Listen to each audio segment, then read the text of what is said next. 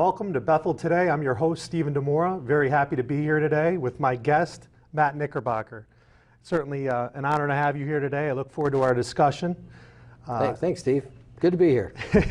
It's nice to be here on this side of hosting. For example, if I was not hosting, I'd probably be sweating. Yeah, you're doing fine. Yeah, I know you and I have both traded back and forth. I've been host, you've been host, you've been a guest. Absolutely. Yeah, it's fun. It's a lot. It's really nice to not be on the hot seat today. Anyway, I wanted to start off today just asking you, where have we been? We're here now in your third year, 5 years in. Third term. Third term, excuse me. 5 years in, and what's been going on in Bethel during that time period? You know, as we start this election season, and Richie Straighten and I are of course running for our fourth term. A lot of people have asked me that. That seems to be the opening question at the start of the season. I say, all right, well, what have you been doing? What have you been doing? And that, of course, that leads to what are you going to do next? But let's start with what we've been doing. And so I started to write some notes about that, and it really is remarkable to go back. 5.5 years isn't that long a time, but it just seems like there's so many things that have changed. It seems like it's just been an eternity. So let's recount some of the things that I was preparing for. We'll pretend it's the fall of 2009, and Richie and I are starting for the first time, running for our offices. And here's the situation that we faced. Our roads were a mess. The Stony Hill Sewer Project was still incomplete after like 5, 6, maybe, yes, almost 7 years worth of work. It had stalled. The town's bond rating was one full notch lower than it is today, and shortly after I got elected, just to fast forward a little bit, it was downgraded to a negative watch. Things were not good. The water department and sewer department were $2.9 million in debt. And the reason for that was that for nearly 20 years, the department was neglected. It really wasn't managed. There was no capital improvement program. The rates hadn't been adjusted, so as costs went up, the operation of the department went deeply into the red. I think in 2009, 2010, the water department lost close to 90, something like 80, somewhere between $85,000 and $95,000. And it was pulling debt, it was pulling money out of the general fund. That's where this debt came from. And the remarkable thing about that was that nobody knew it. Not even the Board of Finance really had a handle on that. Back in those days, the general fund was about $6 million. And the general rule of thumb is that a municipality should keep about 10%, a 10% balance versus its operating fund as an unreserved general fund, for emergencies. You got to pay bills, payroll, in between, tax revenue coming in. You should have at least 10%. The general fund was so close to that the comptroller at the time, Mr. Curina, who, rest in peace, passed away many years ago, had to actually include in that calculation grant monies that hadn't even been applied for yet. They were available to us, but they hadn't even come through to get it up there, to get it up to that 10% figure, because the budget was about $60 million, so 10% is about $6 million. And the most remarkable thing about that is that almost half of that general fund wasn't even there. It was an IOU from the utility department. Thank you very much. We're losing money, so we're just siphoning money right out of that general fund. And that was a huge controversy. I remember in 2010, in our first budget season, there were a lot of taxpayers that were deeply concerned about that. Now, just one note, the water and sewer department do not run on tax dollars. They run on user fees. But nevertheless, the fact that they were running in the red was siphoning tax dollars into those departments. So let's fast forward to where we are today. This has been straightened out. Just to look at the finances of the town, we now have a very healthy fund balance. It's up around, 12, somewhere between 12 and 14%. The debt to the general fund by the utility department has almost all been paid back. On the sewer side, it's 100% paid. On the water side, it's down to like somewhere between $600,000, $700,000. So we've put both of those departments back in the black, and we've created a strong capital improvement program to improve the quality and improve the pressure and improve the functionality of that whole system. Other things we've done, we have secured open space for the town of Bethel, and of course the crown jewel of that has been the Franck property. That was a piece of property about 72 acres on the Bethel side that abuts up to another, I think it's like another 70 acres or so on the Newtown side. Was owned for many generations by the Franck family, and it was farmed at one time. This is something that for more than a decade the town leaders have wanted to acquire to preserve as open space, to have it available for maybe community gardens, open space recreation, passive recreation like hiking trails and things. We were able to negotiate a very good purchase price with the Franck family, and now that is known as the Franck Preserve. And we already have, it's been turned over to the Park and Rec Commission, and we already have scouting groups and different people going in and beginning the process of marking trails. It is a wonderful benefit. Other things that we've caught up on. I expected when I walked the neighborhoods in 2009, of course this was right after the huge recession that was really still raging, I expected to hear a lot of pushback about budgets and taxes and things like that, and I didn't. I actually kept track of that. 1 person in 10 brought up that issue. 8 to 9 out of 10 wanted to see more investment in the town, in itself. They wanted to see buildings kept in better shape, and most importantly, they wanted to see the roads kept in better shape. Because as I mentioned, the Stony Hill Sewer Project had torn up roads. Most of them hadn't been done. The highway departments the budget had been raided in previous years, so they were left undone. All in all, we had about 32 miles of roads that were just in terrible shape. So that, I think, is one of the major and most visible things that we've accomplished over the past 5.5 years. Now, apologies and recognition to those folks who are still waiting for their road to get done. We have literally pushed the highway department in some summers past their capacity to even do more roads. You know, some of the roads, we put together a very aggressive schedule, and some of those roads, when we had hurricanes and Halloween snowstorms, 1 or 2 roads fell off the schedule and moved to the next year. But all in all, we have completed 26 miles of roads. They are beautifully rebuilt. They're not what politicians sometimes do in other cities, which is you go slap a couple inches of fresh asphalt down and they look beautiful for election day, and 2 years later you're right back doing the same thing. No, we're not doing it that way. It's expensive, but a lot of it has been paid through grant funding that we've got. I'm going to talk about that in a minute. But our highway department is extremely talented. They do a lot of the work in-house to save taxpayers money and stretch that budget. And they're reclaiming those roads right down to the bare material, putting in new material, grading it, putting in drainage, and then capping it off with 2 layers of asphalt. And the good news is that even in these last 2 severe winters that were terrible, those roads held up with almost no damage whatsoever. So we're coming into toward the end of that big, it was supposed to be a 4-year project, but with the weather delays, it stretched into a 5th year. But road construction is ongoing right now. We're closing in on those last remaining roads. And then it's going to be up to us to keep that budget in a proper balance so that we can maintain those roads. But really, we're almost 85–90% done with that road project, and that has been a tremendous help. Other things we've done, we've completed the library. People will remember that the library sat dormant, partially completed with unfinished upstairs. We secured grant funding to complete that, so the library was completed and opened 2 years ago with no additional taxpayer money. That was done. We also found out, lo and behold, we thought the high school renovation was done. It wasn't. There were some major things that were left undone in there. There were bathrooms that apparently the contractor, I don't know why, they thought they were out of money. They weren't. There was still a couple $100,000 left in the project. But ductwork that was up in the ceiling was blowing expensive air-conditioned air into voids. They were not completed. We took care of that. We took care of the bathroom. Somebody just locked it and walked away. So that was $30,000 or $40,000 more, but there was money already in the project.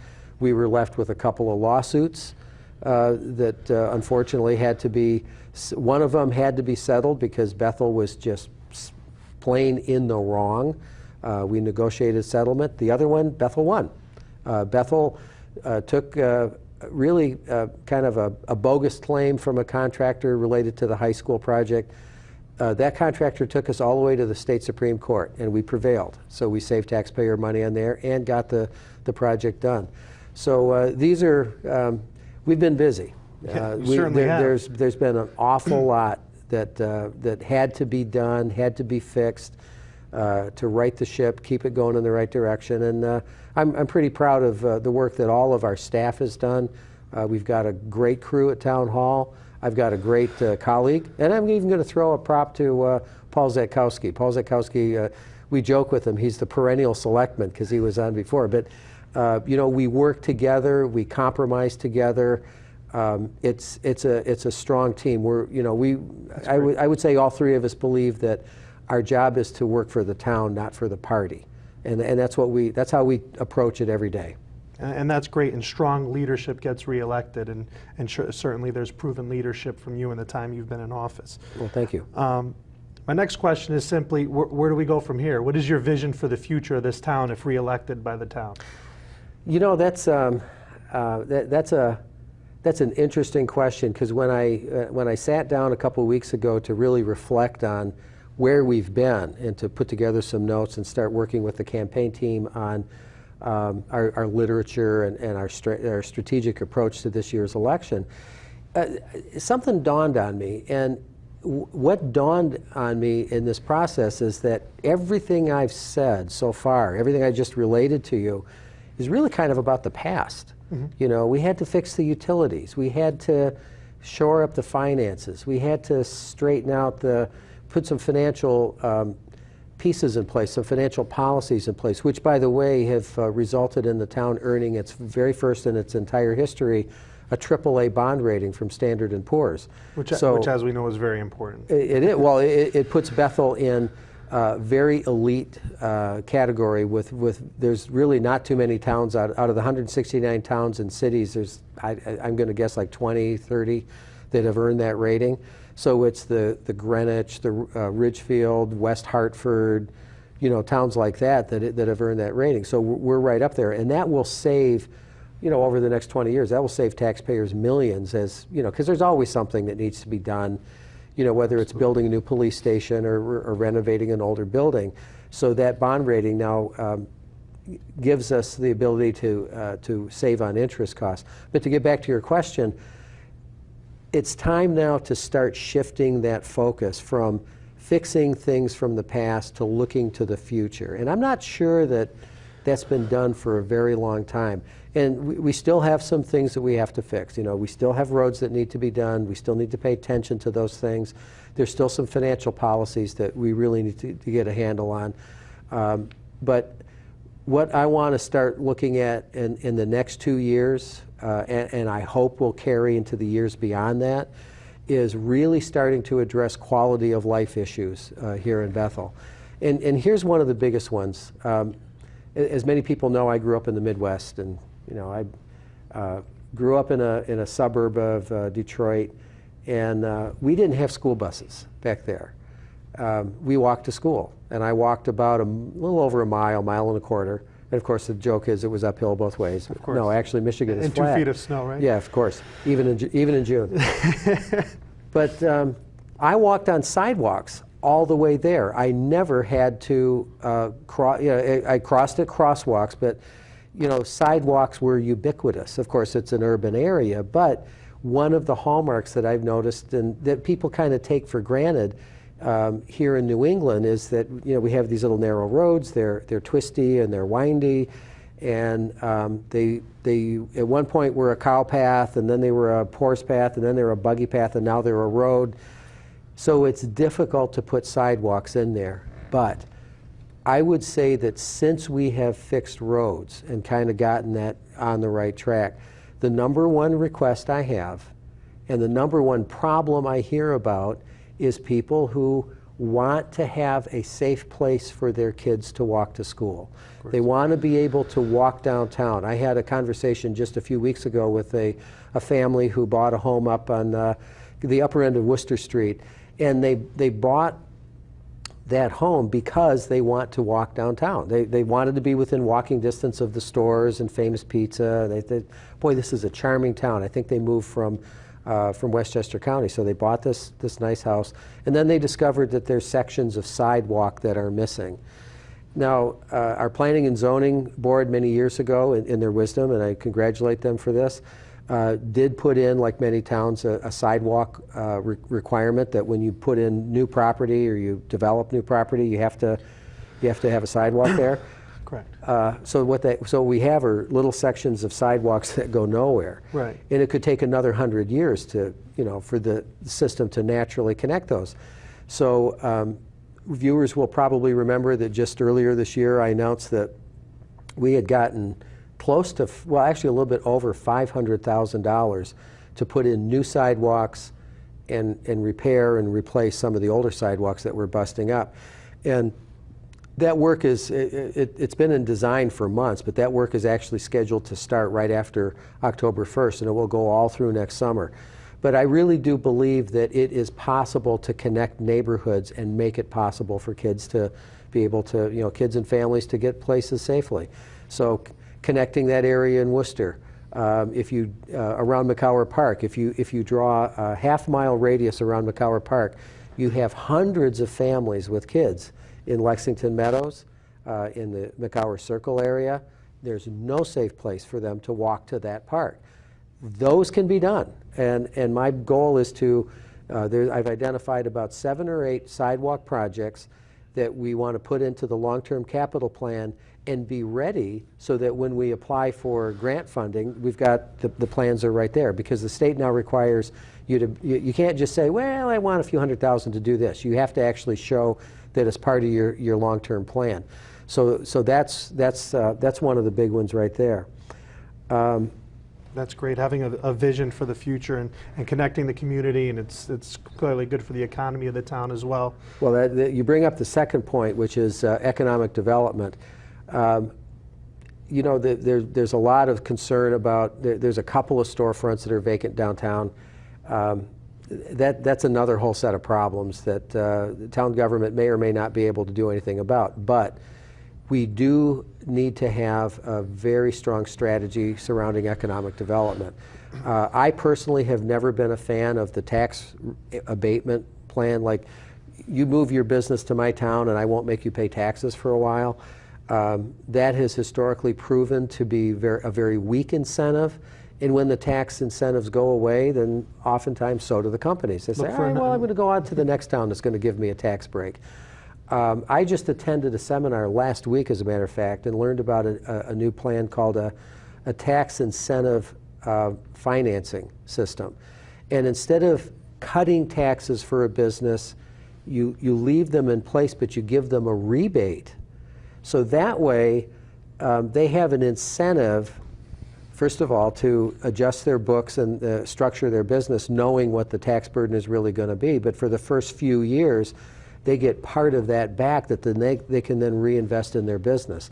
And this is something that I plan really immediately to propose to the Economic Development Commission, because I think that is a program that can be more successful than just saying, yeah, we'll waive the taxes for a while.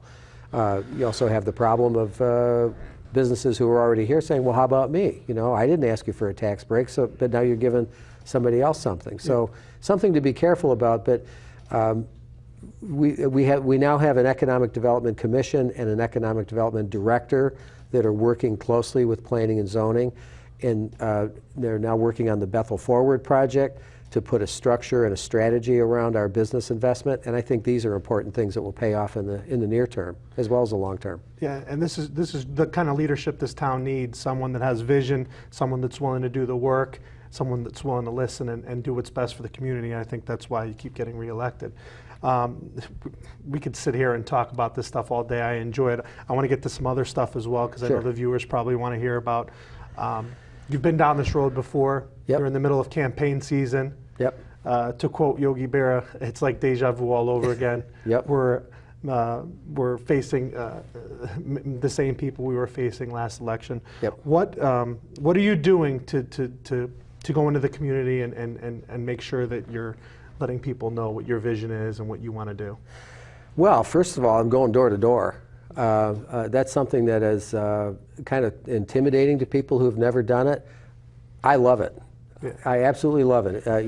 It's not like trying to sell magazines, for a youth group or something, which sometimes is a little bit more difficult.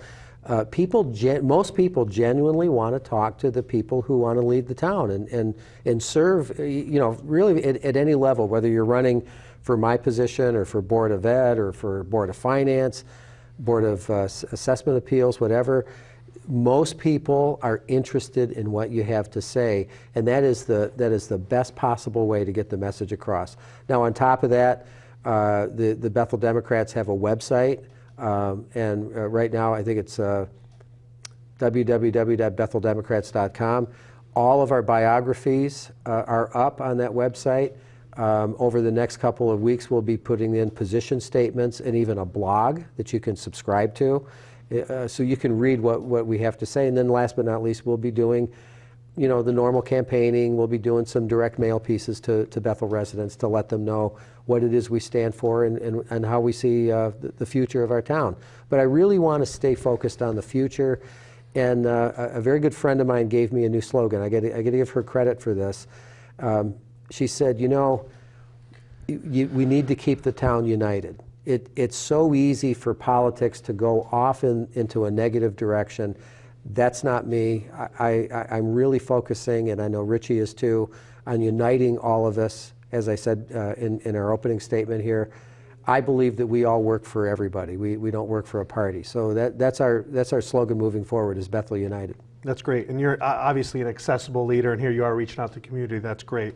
Just to address something that has been coming out of your opponent on the reduce the size of government. That's kind of one of his things that he's coming out with. What's your response to that?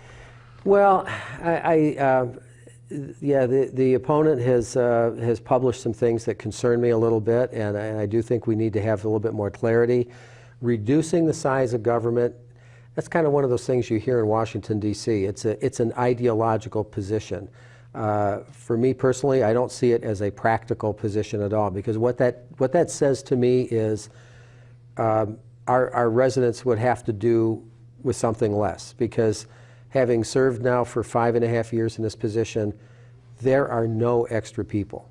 There is no place to go to make government smaller than what it is today. And as a matter of fact, it's kind of, I came across an interesting fact. When I ran in 2009, Town Hall itself, excluding Board of Ed employees and just the staff at Town Hall, we had 117 full-time employees. Today we have 115.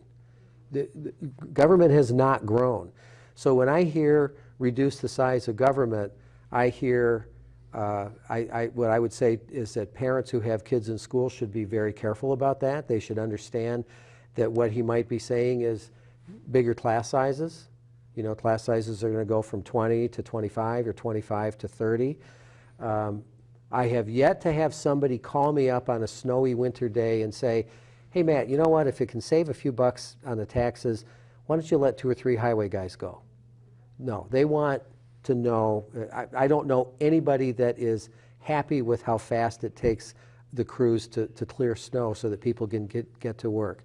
The demands only get higher. So it is important that we understand that what reducing the size of government means reducing services that you depend on in your home. And I'm not for that. There are ways to save money, though.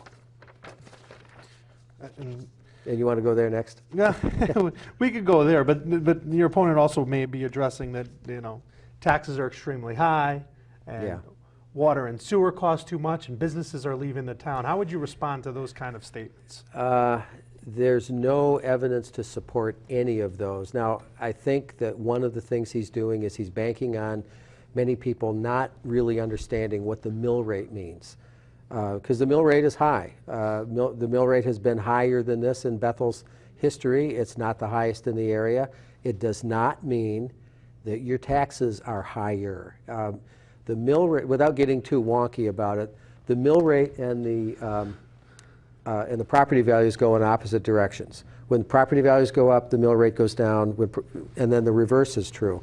So because of our two last property revaluations happened in 2007, before the big real estate crash, and in 2012, right after it, it magnifies the mill rate. But the fact is, today, 58% of our homeowners, 58% still pay less taxes, less total tax dollars, than they did in 2012. And actually, people can call me up at the office. You can look it up online with your own address, but I have a spreadsheet that will help you find it if they're interested. It's also a fact that in this past budget year, we had as close to a 0% tax increase as we've had in decades. The tax increase was 0.2%, which equates to about $1.25 on the average home. And we are the third lowest in all of Fairfield County. So those are important things. So, you know, let's be sure that we understand what the high tax rate means. Right. We're doing fine. Bethel is not overtaxed, and I pay taxes here too, but we are handling the expenses extremely well. And for the water and sewer and the driving out the businesses? That's absolutely not true. As a matter of fact, the town's population has increased 2.5% in the last 5 years, and there's a lot of building going on. Yeah, well, things are good. Matt, I want to just wish you great luck in the election, and obviously, thank you very much for watching Bethel Today, brought to you by the Bethel Democrats, and I look forward to next time. I hope that we can do this again sometime soon. Well, yeah, we got to finish that conversation. So, absolutely. Sewer rates haven't changed, by the way. They've stayed the same since 2008. That's the truth.